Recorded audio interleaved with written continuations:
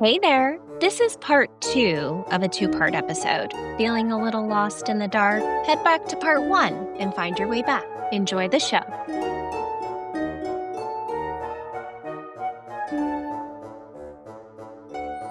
So I think the Yes. last thing you said, I just looked at it so that I'd be prepared for this.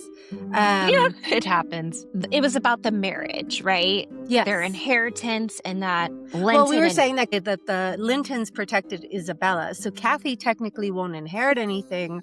And so therefore, Linton is going to get everything, but to ensure that there's no fight, Heathcliff wants them to marry just to make sure that he gets everything, is basically his plan. Correct. Mm-hmm. So, yeah, Linton's a little shit. Because he's going along with his plan. And he that's knows the thing. plan. That's where we were talking is like you were mentioning he knows this plan.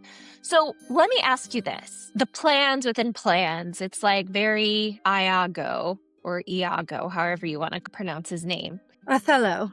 Or Yes. Otello, if you want to be pretentious. Otello.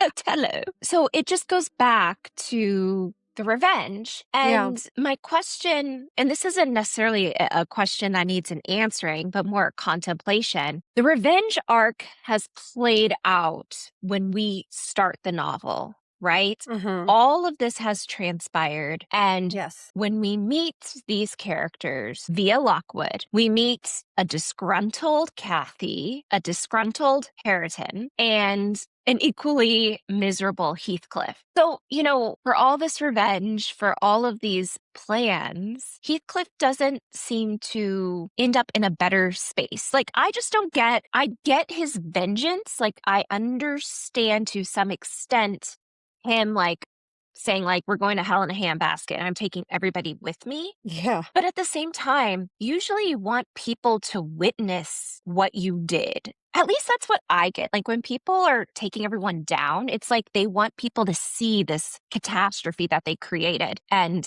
oh no, it feels like he's not really leaving anybody to witness it, if you will. Yeah, Heathcliff makes we talked about this already, but Heathcliff makes no sense to me. He makes no sense to me. His revenge is just, I think that's why he's such a terrible character to me, just to round off our conversation about his revenge, is that there is no purpose to it except for making everybody as miserable as he is. And I understand that the woman you love is gone, but now what, Heathcliff? It's been almost 20 years. And also, she didn't choose you. She didn't choose you. I understand you're bitter about it, but like, let it go, So here's where I'm confused. And it's not a confusion. Where you talk about revenge. What, in my mind, the revenge would have been like, well, if I can't have you, I'll have your daughter for myself.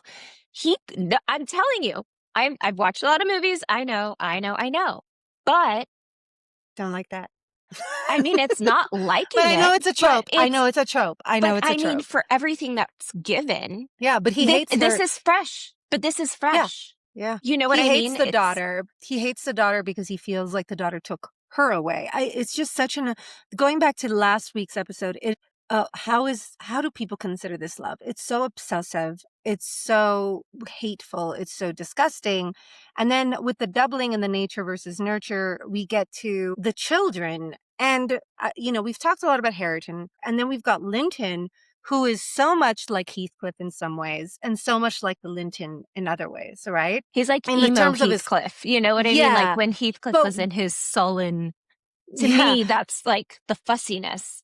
But with a touch of this classism, with a touch of this like genteelness, right, that Hareton doesn't have.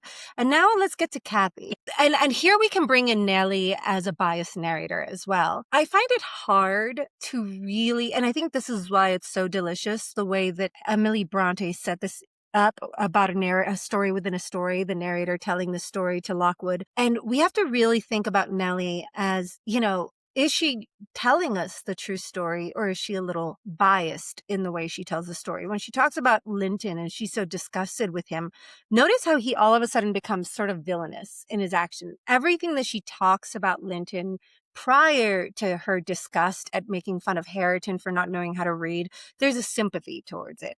Notice how that sympathy goes away in the latter chapters as she starts disliking Linton, and now his villainy and his bad attitudes grow. Like, he's painted in a worse and worse light.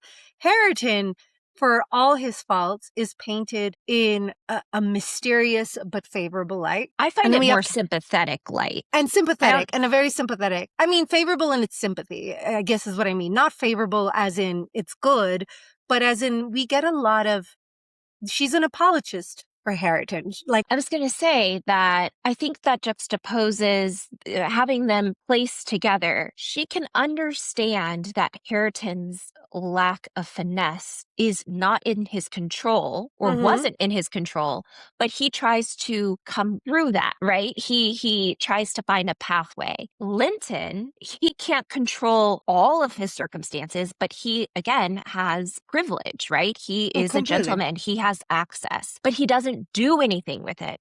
And that's where I feel like, yes, she is biased. I mean, there is no, like, in my opinion, noble character that's going to not distill the story through their own lived experiences and perceptions. But Linton doesn't take any action. No, but he is also very sick. Like, and like, I'm not excusing Linton. I dislike his words.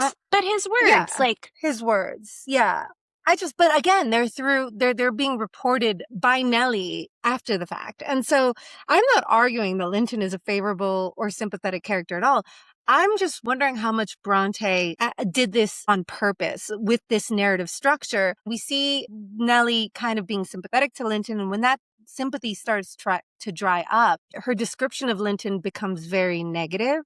And that's not to say he's not becoming more negative. That's actually what I'm positioning. I'm like, it's the fact that I can't know for a certain. There is no godlike narrator here telling us exactly what's happening. It's all through her eyes. And this brings me to when Nelly is describing Cathy, she positions her against her mother in the sense of her physicality. She calls Cathy a great beauty. And she says, but she's not entirely like her mother. There's a gentleness, there's a sweetness. And we for sure see that in Cathy, in her empathy, in the way that she reacts. But we also see she even, like the nurse, I keep calling her the nurse. Nelly herself says, but there's a sauciness to her. There's a disobedience. And we, through Cathy's actions in these chapters, we see how there's a wildness to her as well. When we start off in chapter 18, Nelly is like saying, oh no, Cathy was so content. She was such a recluse. She didn't need anything else. But then we see how Cathy wants to go beyond the hills into the sea. You know, she wants to see life outside of the Grange. And when Nelly says, well, you have a beautiful park here at your disposal, she's like, I already know this part. I want to know that part. And as much as Nelly keeps telling us that Cathy is not very much like her mother, I keep seeing action evidence, indirect quote evidence, that shows that she is actually more like her mother than maybe even Nelly wants to admit. And it makes me wonder that those are the kind of things that make me wonder how much Nelly is presenting things through rose-colored lenses or through her own perspective, and how much we can actually believe about these characters. And so I think you really have to focus on some of the symbolism that Emily Brontë gives us. Yeah, I agree with your position there. And we see that even in Lockwood, what he sees, but how he interprets it. And Nelly does the very similar thing.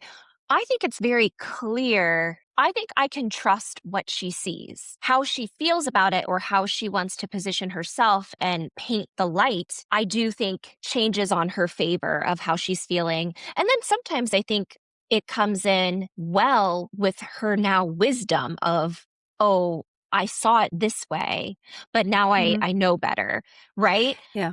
Yeah. So it is an interesting, but that's part of the Gothic tradition, right? These unreliable narrators. It helps us to, you know, kind of be in suspense. What's going to happen? What can we trust?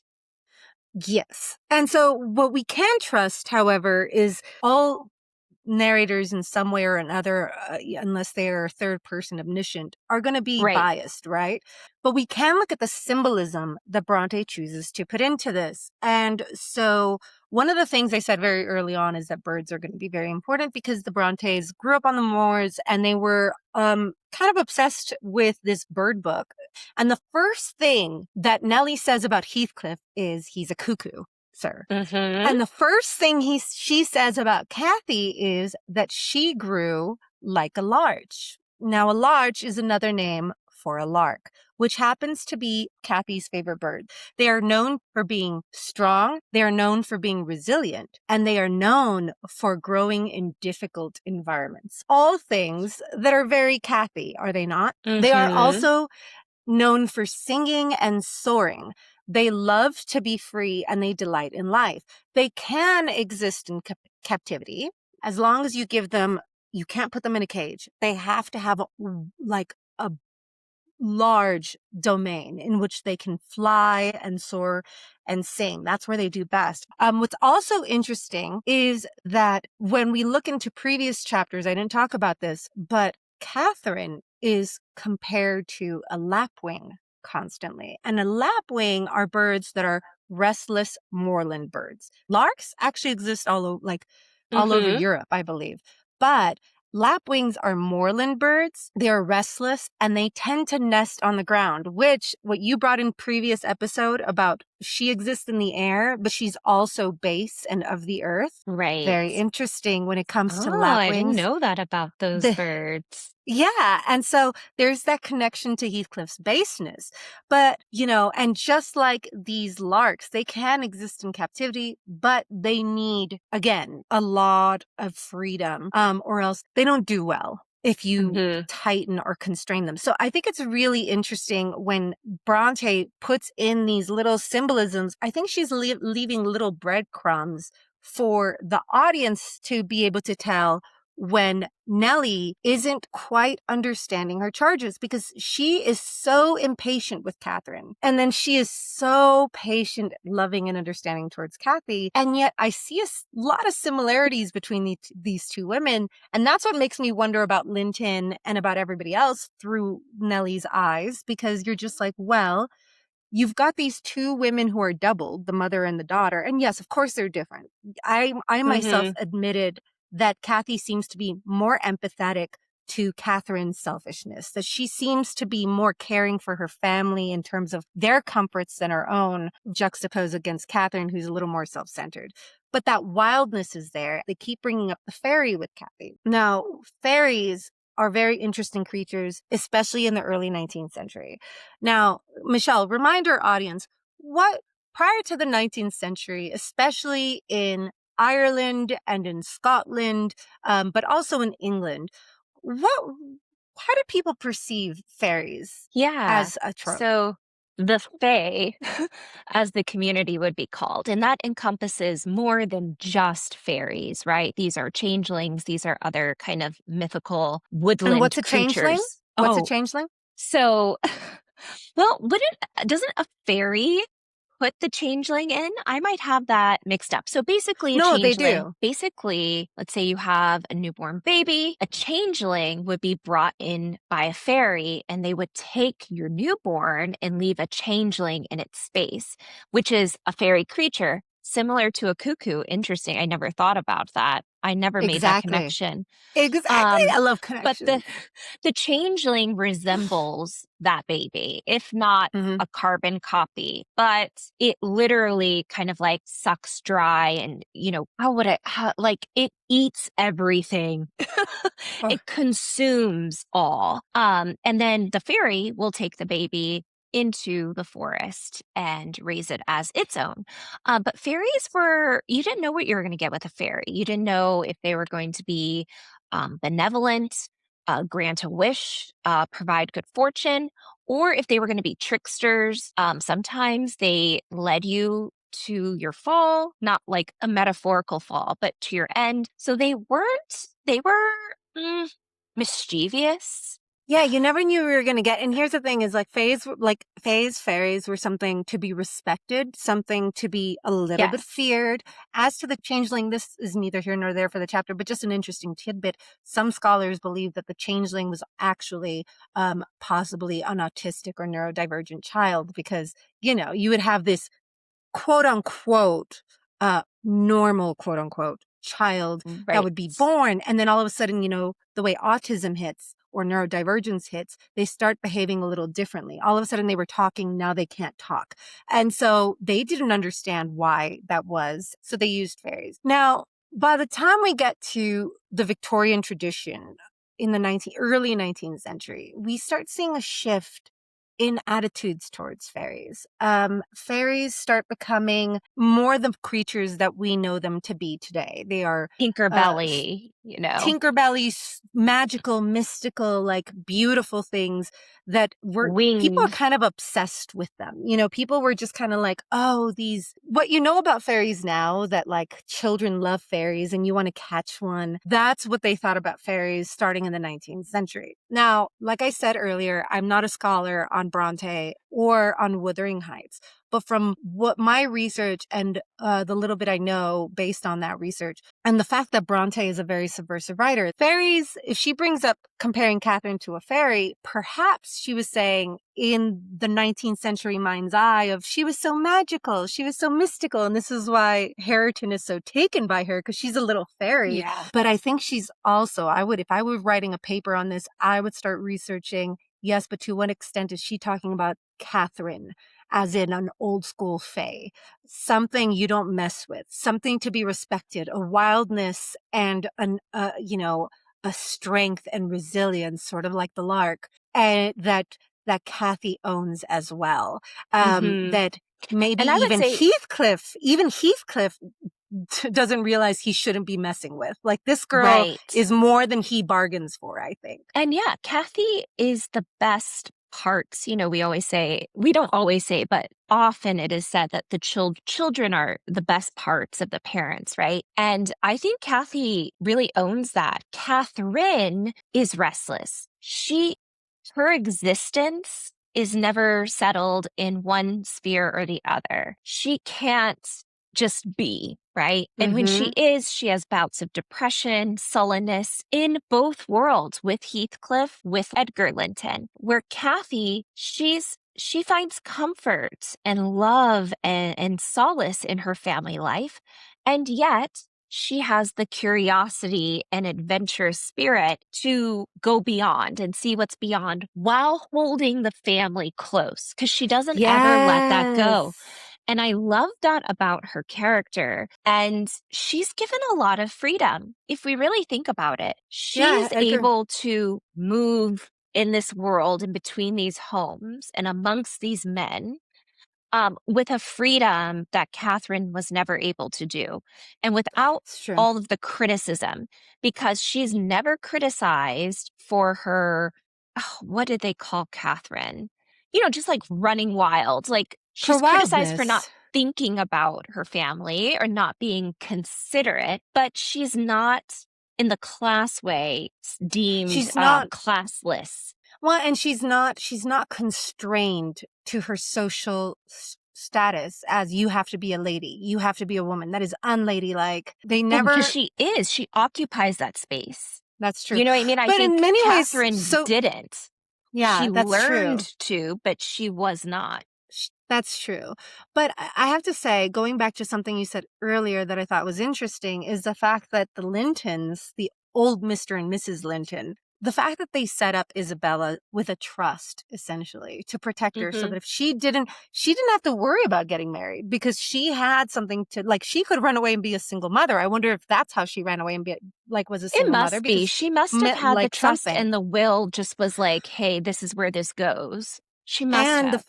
And the fact that Edgar is very close to his sister, like, there is no rivalry the way that Hindley and Catherine kind of had this, like, hatred and rivalry for each other. It kind of makes me love the Lintons, the parents, because what did they teach Edgar? That he allowed his daughter to be whatever she wanted to be without, repercussion. Now, Edgar, it is said that he's a little too loose with her. He indulges her in everything, which is where I think we see some of her spoiledness come out in her treatment of Hareton and such, and her disobedience. But at the end of the day, when I was reading this, would you say there is any teenage girl who doesn't resemble in some way Cathy in modern status? Like, she seems like a very modern little girl, And I have to say, it makes me like Edgar. It makes me like the Lintons. Even when we didn't really talk about this in previous episodes, but the fact that, after Heathcliff runs away and Catherine runs into the moors and makes herself sick, you know, the Lintons are like, let her come and stay with us. We'll take care of her. It's almost like they knew what Hindley was. And they were like, oh no, she can't go back to that. My son loves this woman. Bring her into our household. We'll take care of her. And then they end up dying because they contract whatever she got, which that's I not how medicine know. works, but whatever. It just Right. goes to it just goes to show how the Lintons are. They might be classist. They are. There is something about them, but in some ways they're very good. And I think it's interesting that Emily Brontë paints them as so good. We'll talk about at the end of the novel. Because often, yeah, that's not the case, right? Yeah. No. And so, yeah, I think it just paints this entire family in a good light. And I hate that because I want to I want to like be more subversive towards the upper class, but it's hard to when they're being such nice people.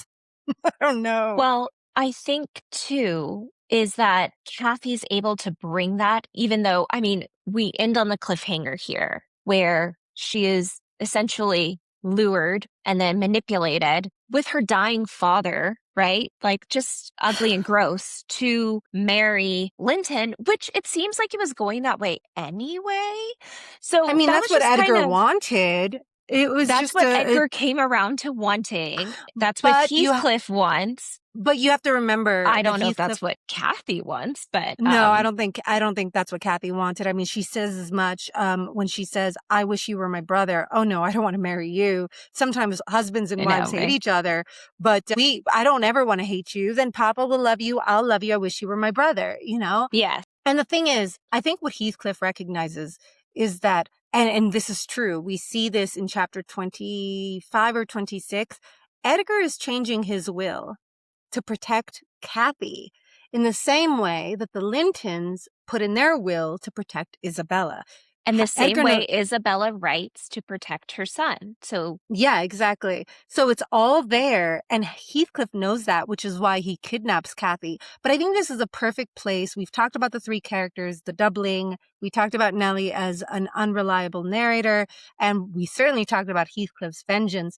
I want to get into the new love triangle. And I think we'll end there because this new love triangle is really interesting to me. Once again, you've got Edgar stuck in a love triangle, this time with Heathcliff's son. So it's like Linton's like, can I not get rid of these people? Like now I have to compete with my daughter's love for this person who is also my nephew, also related to me. yeah, I don't know if I call it a love triangle though, Well, because I mean, a love Edgar triangle in the love triangle, knows. not in the romantic sense. Love triangle it is a competition for Cathy's love. Like, See, I I don't don't know. think it that way, but I think as a parent, like he's not trying to say you don't love me. I don't think that's the case. I think it's more of, and see, I think more Nellie's doing it than Well, that's what I Edgar. mean. That's what I mean by Nellie positioning the love triangle. It's not Edgar is going to give his daughter whatever makes his daughter happy, except for Heathcliff, Yes. who scares him. But it's Nellie who's kind of positioning this love triangle. I don't mean to imply that Edgar is doing it, and Edgar didn't do it the first time around either. Edgar's just living his life and being like, and why is I just want to be happy, god damn it. I just want to be happy with the people I love and my family, right? Yeah. Yeah, I do think she's trying to put things into perspective, which I'm not mad about. Like, hey, your dad is dying. You love your dad. There's going to be a time where he's not here and I'm not here. Do you want to regret the little time you have left by acting or making decisions that are going to distress him or me? Yes. Because we're worried about you. As it's such a parent conversation. I love hearing Nellie and her mom mode. She is so mom. We've all had a similar conversation with our parent, right? Like, learn from my mistakes or learn from the mistakes that were already made so you don't have to make the mistake. Yeah. I think that's really what she's trying to do, but I don't know. I think she doesn't appreciate how, as you mentioned earlier, how spirited Cathy truly is, and that is a misstep. Yeah. Because she does think she can have her cake and eat it too with Linton and with her dad. Just like her mother before her. just like her mother before her. And then that gets turned on its head when her dad is being used as fodder for her getting into this marriage. With now what we know is a tyrant. A tyrant. Like torturing cats, symbolic or whatever. Heathcliff literally hung Catherine or Isabella's dog. What is with these people? They're psychopaths. These are psychopaths. It's wild. And here's the thing. There's that love triangle where Cathy, and what I mean by love triangle, I'm being looser here with the definition of love triangle than in the first half of the novel.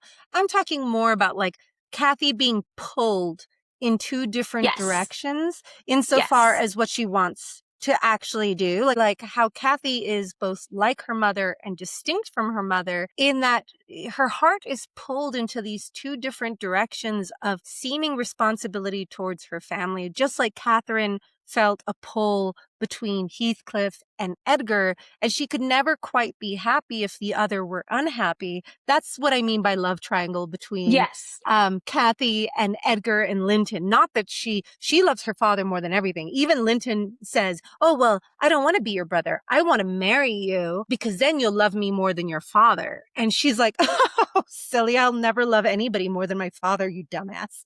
It's wild. It's wild. So sweet and innocent. I love her for that.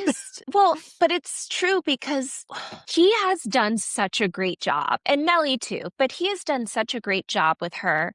And I think part of that is having loved her mother and seeing, okay, well, Catherine wants to do this. Like, you know, he's engaged in a way. He's the kind of guy you'd want to be a girl dad, if you will. Like Edgar has his faults, right? But he sees her for her.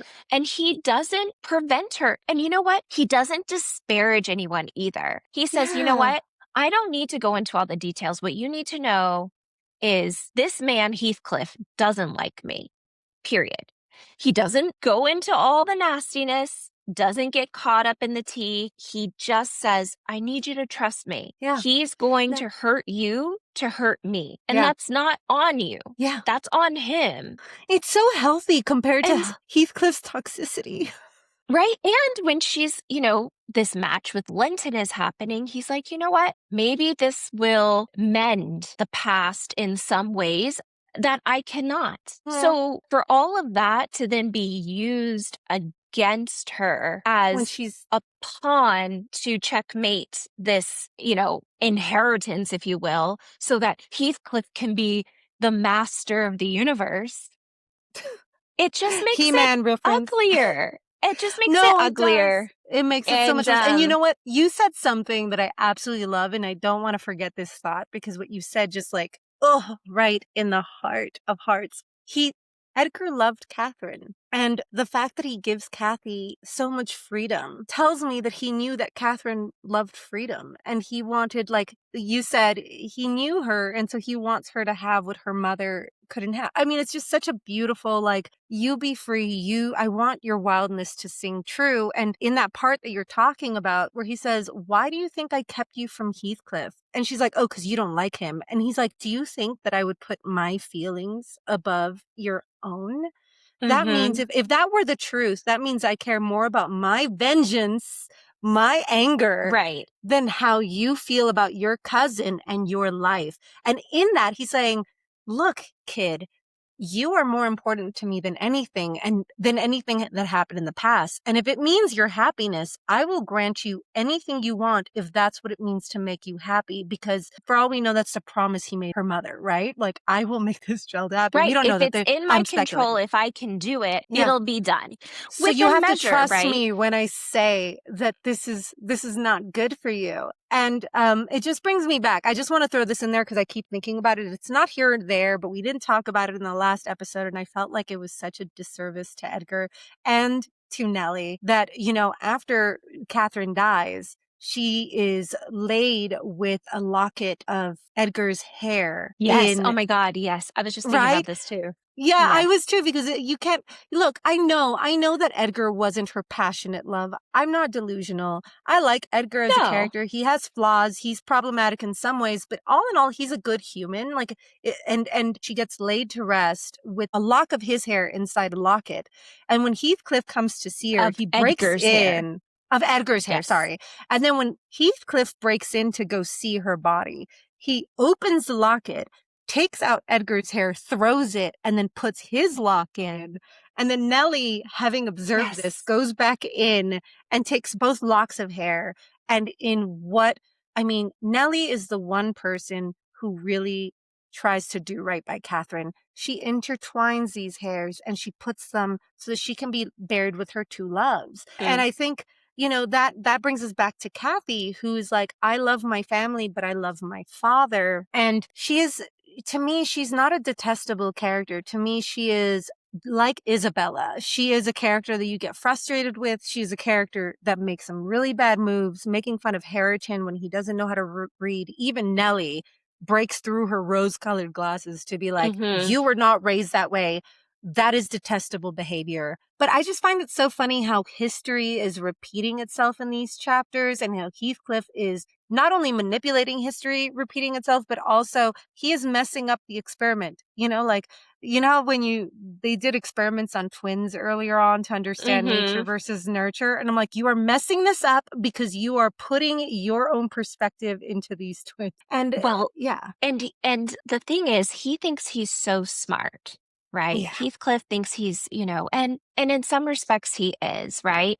He's manipulating things with people who are not looking for that, right? They're not anticipating what he's doing. But at that same token, what he's ultimately ending up doing as it goes is going to hurt himself because, and I think this is a good place to pause for our next episode 5, well, possibly. Before we pause, no, I'm not going to pause. Go ahead. Yes. I just wanted to bring up one quote to and we can end with this quote, but I think it really mirrors that doubling.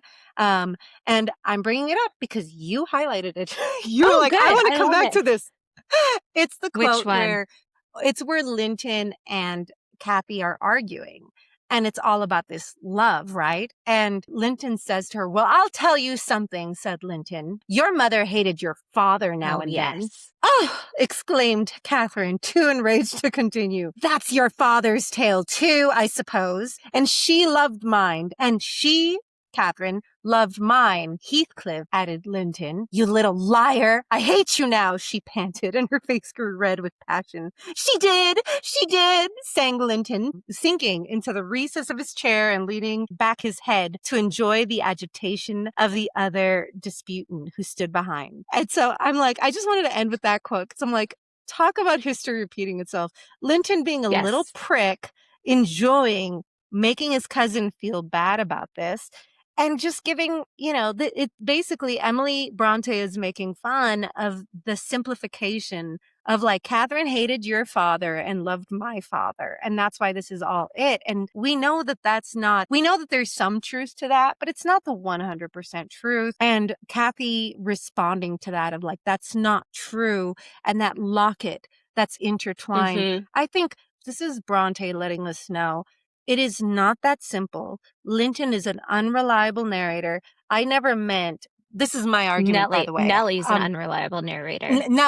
But in this, when Linton is saying, your mother hated your father now and then, Linton is the unreliable narrator. Heathcliff is giving him one side of the story. Yes. And I think that this is Brontë basically saying, guys, there is no simple version of this story. Life is complex. Right. There is hate. When I was little, I remember this movie coming out. There's a thin line between love and hate, that comedy. And I never understood, was that Martin Lawrence? I never understood that phrase, there is a thin line between love and hate, because I was like, what does that mean? This book really highlights what that means. Catherine, there were times where she loathed Heathcliff, and there were times where she loved Heathcliff, and there were times where she loathed Edgar, and there were times where she loved Edgar.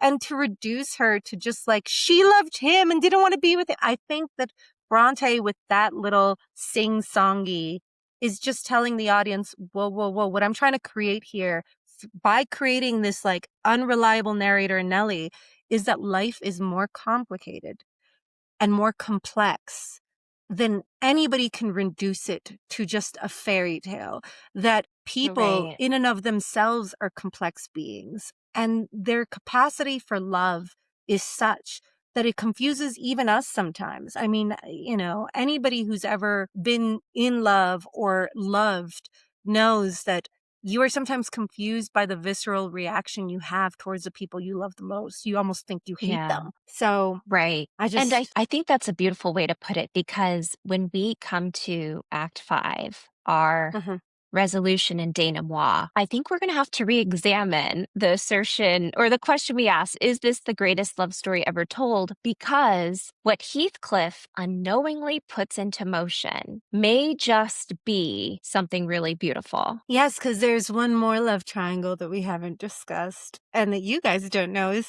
possibly coming. Or maybe you do, and maybe you have inklings. Every episode gets longer because it's just like, Brontë, you genius. There's so much to say. But I think that's a perfect note to close on for episode 4, our falling action, leading into what will be our last episode on the narrative arc of Wuthering Heights. So, and just for my audience, or our audience, they're mine, Michelle. I'm Heathcliff, and they're all mine. No, for our audience, if we missed anything, once again, if there's anything that we didn't talk about, because I know that I sometimes listen to podcasts and I'm like, I was hoping they'd get to that and they didn't. Please let us know in the comment section. Yes. Please let us know, because we're hoping to make little 3-4 minute videos where we discuss the things we didn't get to talk about. Right now, I'm just looking at all my notes that I didn't even get to. Like, Michelle has to read through all my notes every day and she's just like, girl. And I'm like, I know, but there's just so much. And we scratch the surface. I know it's long. I could talk forever. My students know that, but we love you. Thank you for listening. And we hope you enjoyed your fear reading these chapters. We hope you read the next couple ones and join us in the next episode. Yes. See you next time. Remember, all the best annotations happen after dark. See you guys. After dark. After dark. Bye. Bye.